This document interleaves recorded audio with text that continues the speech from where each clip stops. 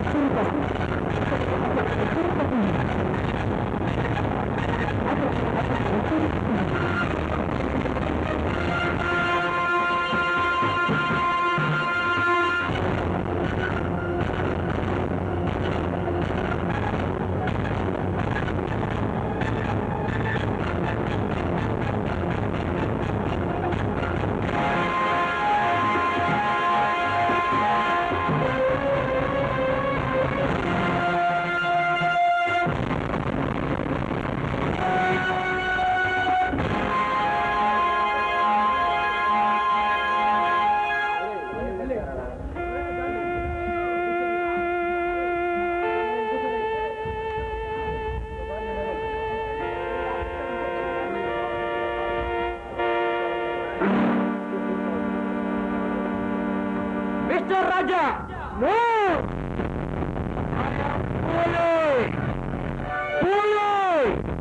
చిరుత పూలు రారాజుని యుగరాజుని టోటల్గా చిరుత పూలుని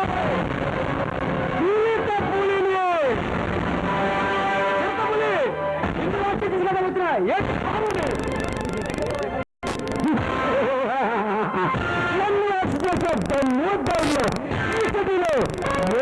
సాధించగలేదు.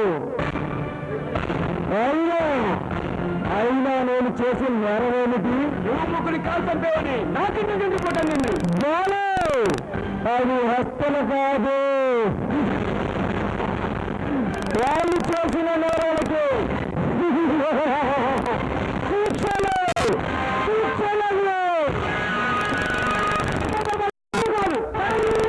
చట్టాన్ని చదివిన నేరం నీకు తెలియదా? అన్నీ తెలిసి నేను చేయకుండా వేడుకుంటే ఈ చట్టం. నువ్వు తంపిన ముగ్గురు ఉన్నతమైన పదవిలో ఉన్నవాడు. ఆయన తప్పి రక్షించలేదు. నిన్ను వస్తుంది కట్టకడాలను కొండస్తాను.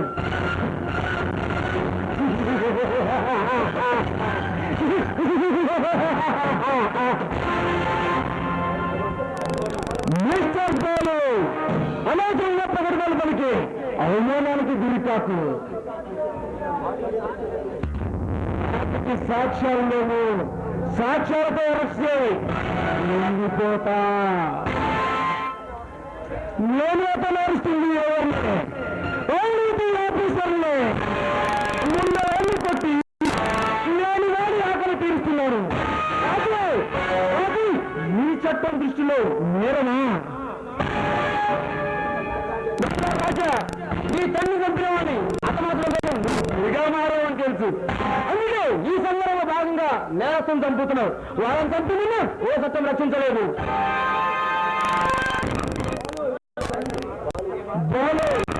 నా తండ్రి ఫారెస్ట్ ఆఫీసర్గా నీతిగా నిజాయితీగా డ్యూటీ చేస్తుంది. కొందరు ఉద్యోగులు చేస్తున్న స్మగ్లింగ్ పెట్టుకున్నారని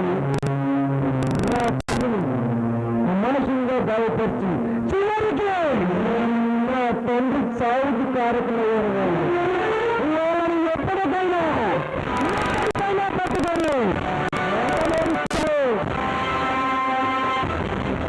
మిస్టర్ రాజా, నువ్వు చెప్పింది బాగానే ఉంది. పోలీసులు భయపడుతున్న ఆ విధంగా వేరే బస్సులు పట్టుకుంటే రాజకీయ నాయకులు పేర్లు బయటపడతాం.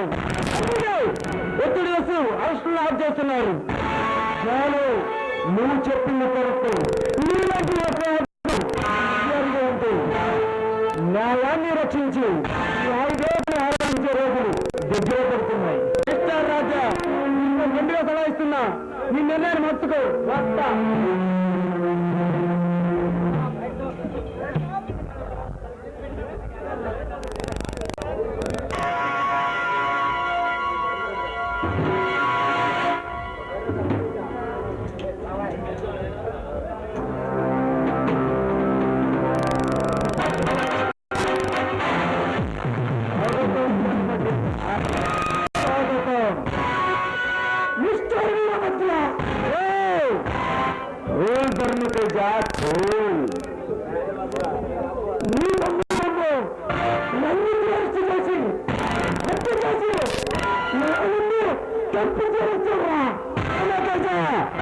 నీకెంత కావాలో చెప్పు, అంతేగాని నీకెంత కావాలో చెప్పు, రేపు మాపించి, అంతేగాని అడికి వెళ్ళే పిల్లవాళ్ళుగా మారం చేస్తే ఆదరణ లేదురా. నీకు ఉప్పు చేసి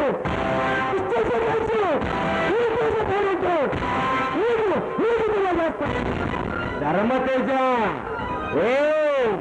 అదే అదే నీ వల్ల కాదు, నన్ను తాకి తీసుకెళ్ళాలని వాడిని తీసుకెళ్ళవంటే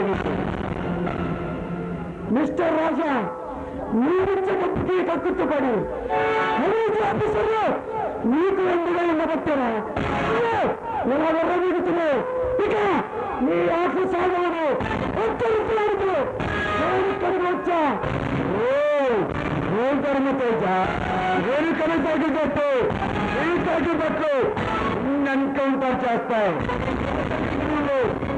గ్రహించరా వీరభద్ర, నీలాంటి తీసుకున్నా చరిత్రమైనది కాదు. శాపానికి శాపానికి మర్యాదగా వెళ్ళిపో ఎక్కడి నుంచి. లేదంటే చేతులు ఖర్చు నువ్వు శవంగా మారతా. చంపుతానని నాకే చెబుతున్నా. ఇక్కడ వరకు నీ పిల్లల కోసం సృష్టిస్తున్నా. చేస్తాను. వస్తా.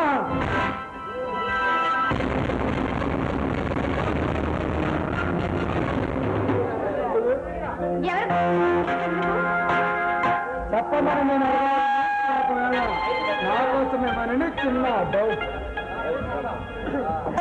నా పేరు రాధ. ఎక్కడ నేను రాధా, నీలో కవిమైన బాణులు నా కోసం ఎదురు చూస్తున్నారు. అందరూ ఎదురు చూసి అక్కడికి వెళ్ళక ఇక్కడికి ఎందుకు వచ్చారు? నా పేరు స్వామి, స్వామివాడు. నీలాంటి ముద్దు గుమ్మలంతా ముద్దు ముద్దుగా స్వామి అని పిలుస్తారు. మిస్టర్ స్వామి, ఆడవారితో ముందు ఎలా మాట్లాడాలో అది నేర్చుకో. మిస్రాగా ఏడు వయసు ఏడో వయసు బాగా చేస్తుంది.